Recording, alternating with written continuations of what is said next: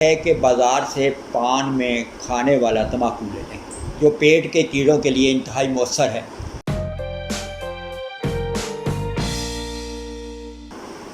बिस्मिल्लाहिर्रहमानिर्रहीम। अस्सलाम वालेकुम नाज़रीन। आज मैं आपके सामने एक ऐसी मेडिसन बनाने का तरीका बता रहा हूँ जो पेट के कीड़ों के लिए इंतहाई मौसर है। मैंने एक वीडियो बनाई थी पहले, अल्हम्दुलिल्लाह उसके 10 लाख से ज़्यादा व्यूवर्स हैं और उन्होंने मुझे कमेंट्स भी किए हैं कि ये बहुत अच्छी आपकी मेडिसन है, लेकिन बच्चों को खिलाना ज़रा मुश्किल होता है। तो अब मैं एक ऐसी वीडियो एक ऐसी माजून का तरीका, इतरी फिल वो होती है जिसमें त्रिफला होता है, 3 फल होते हैं, इसलिए इसको इतरी फिल कहते हैं।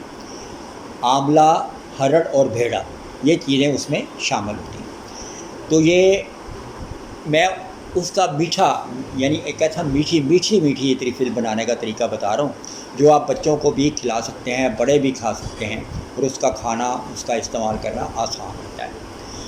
अब ये नुस्खा नोट कर लें। वो जो अगर आपने ये देखना हो कि पेट में कीड़े कैसे पैदा होते हैं, तो मेरी पहले जो वीडियो है इसके ऊपर पेट के कीड़ों के बारे में, वो आप देख लें। उसका लिंक मैं आपको आखिर में दे दूँगा। अब ये नुस्खा ये है कि बाओबडिंग ये 50 ग्राम लेनी है आपने। आंवला सफ़ेद, काला दाना, पुस्ते तल्ख, ये 25-25 ग्राम आपने लेनी है, ठीक है। बाओबडिंग था 50 ग्राम, बाकी चीज़ें आपने लेनी है 25-25 ग्राम। फिर नागर मोथा, कमेला, तुरमस, अफसन 3 रूमी, नमक सौंचर, ये भी आपको पंसारी से मिल जाएगा, राई, हंसल, साद कूफ़ी, रासन, हर एक आपने 15 ग्राम लेनी है। ये चीज़ें 15-15 ग्राम लेके इन तमाम को आपने कूट लेना है और बारीक नहीं कूटना, ज़रा थोड़ा सा दरदरा सा रखना है। इतना ज़्यादा नहीं कूटना कि ये बिल्कुल पाउडर बन जाए। इसको ये जितनी होगी इसका वज़न कर लें और उससे 3 गुना ज़्यादा शहद मिला लें इसमें। कैसे करना है, शहद कैसे मिलाते हैं कि इसको शहद को रख देते हैं आग के ऊपर हल्की आंच पे, और उसके अगर झाग आता है ऊपर तो झाग उतार लेते हैं और फिर थोड़ी थोड़ी ये जो मेडिसन है जो उसमें डाल के उसको हिलाते जाते हैं ताकि ये उसमें अच्छी तरह हल हो जाए। अब ये जो बड़ों के लिए है, 1 चमची रात को सोते वक्त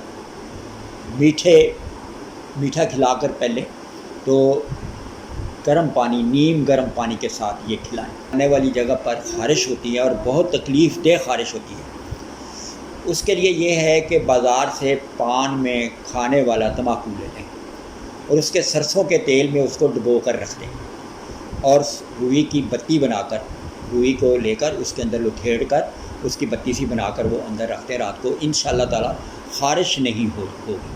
अच्छा, अब बाद लोग कहते हैं कि हमने इंग्लिश फ़लानी दुआ खाई है, एलोपैथिक फ़लानी दुआ खाई है, लेकिन उसके मैं आपको एक बात बताऊँगी। एक तो वक्ती होती है और दूसरा ये है कि उससे चक्कर आते हैं मरीज़ को और उसके साइड इफ़ेक्ट भी बहुत ज़्यादा होते हैं। गला भी ख़राब हो जाता है मरीज़ का और चेहरे का रंग जो है ना वो ज़र्द पड़ जाता है। कभी भी आप देख लें जो मरीज़ को दवाई खाएगा उसका चेहरे का रंग ज़र्द हो जाता है।